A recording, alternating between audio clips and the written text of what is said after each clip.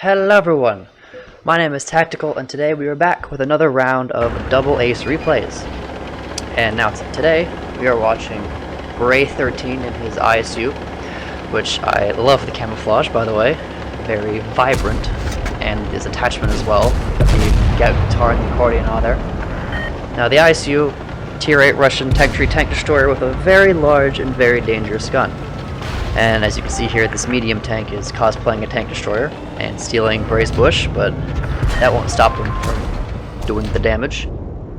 Now, tank destroyer gameplay can be as calm and as intense as you want, and it's always best to start off the round very calm. And as you can see here, he's waiting for his opportunity. Really wants to get a shot on that CDC, but the CDC is not letting him. The CDC looks like he wants to leave, but the leopard's poking out, and with one fire from his gun, an HE shell pens for about 930, completely decimating the leopard PTA, which is a whole tier 9 medium down for his team. So now they're a gun up, not for much longer though.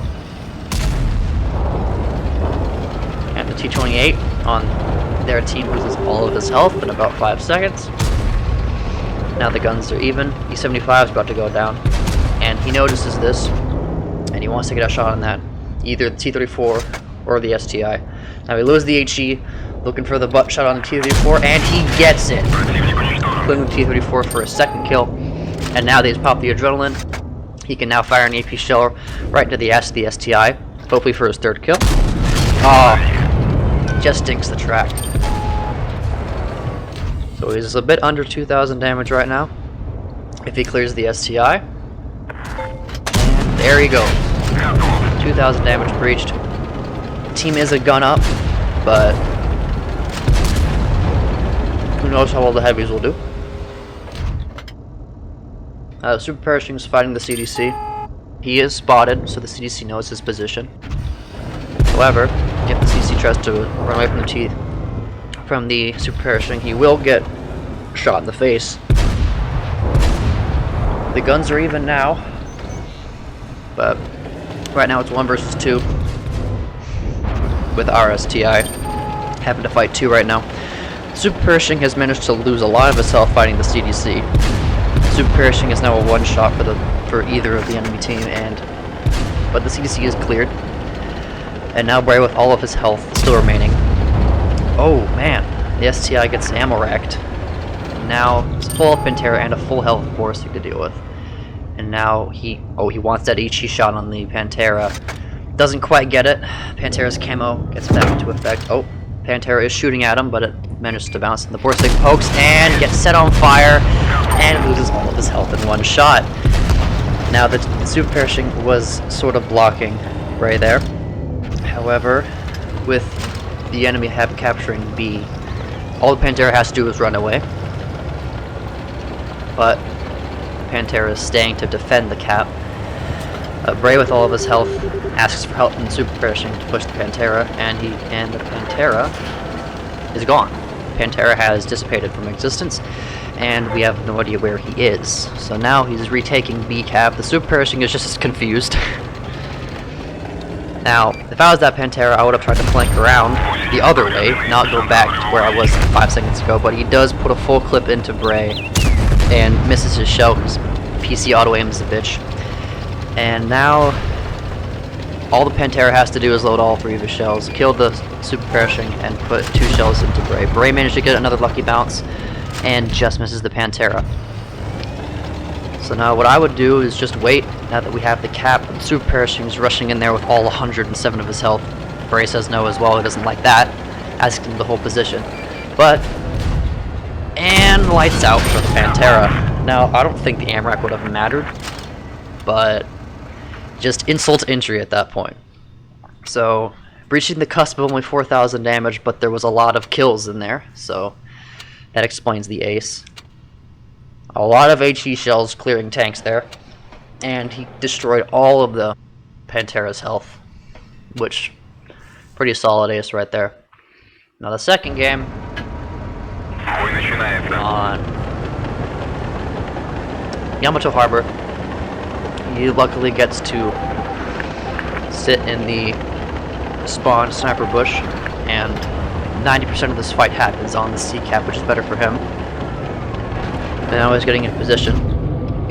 His platoon mate, Warband and the T-34 will be able to go hold down by C and provide cover fire. Chimera spotted. Can't quite get a shot in, but there's also the RU spotted. And I would definitely want to try and get an HE shell into that RHM. Not that RHM, the RU there. But the enemy team does have 2 waffles, which in theory is just 3,000 damage just waiting to be had. But he pre-aims for the Chimera, thinking he's going to run away. He doesn't. RU gets shot for a lot of his health right there, which is now in range for an AP shell to kill. RU pokes just within his range. Goes dark. Tries to go for the blind kill, but the shell clips the mountain, so no damage yet. The entire team has pushed their forces towards C-cap, but 2 of the enemy have gone to B. So now it's time for trying to kill the RU part 2, and can't get it. But 3rd time's a charm. Shell does not deviate from the aim circle in the slightest. Pops the adrenaline, seeing the AMX just sitting there. Loads the HE, and lights out. 930 damage to the AMX, sending him right back to the garage. And now the waffle is spotted, the adrenaline's still in effect, and there goes half your health. Another 960 roll on the waffle, and the other waffle is spotted. And with the rather good DPM on the ISU, he gets another HE shell with a max roll and a fire, clearing 1,400 health off of the waffle, now reaching the cusp of 4,000 damage within 3 shells in the match. The waffle pokes. Waffle kills the KV-4, which doesn't matter much. Now he really wants to kill that waffle, but the waffle is just behind the barn in the shed, so he can't really get that shell in there. But there is the other waffle. Well, it's the AP this time, seeing just a bit of a track wheel. All the waffle has to do is poke forward just a bit. And blind fire HE? Nope, he's holding his shell. And he kills the other waffle trying to kill the lower health waffle, which brings his damage to about 4,500, but the replay doesn't count blind damage, so. Now there's 1 tank left, the Carnarvon, full health Carnarvon, mind you, which is, in theory, another 1,000 damage if you can get an HE shell up his butt, which the Carnarvon does not want to know him, and with his last remaining HE shell, clears the Carnarvon, reaching 5,000 damage. Not a single shell taken, 4 kills. Just an overall really good representation of the tank destroying capabilities of the ISU. 5,000 damage, 4 kills, ace. Top of his class, not a single one of his teammates was above him. Although he only managed to damage 5 of the enemy. His team took care of the other 2, but he destroyed a lot of the enemy. Thank you all for watching, and I will see you in the next video. Peace.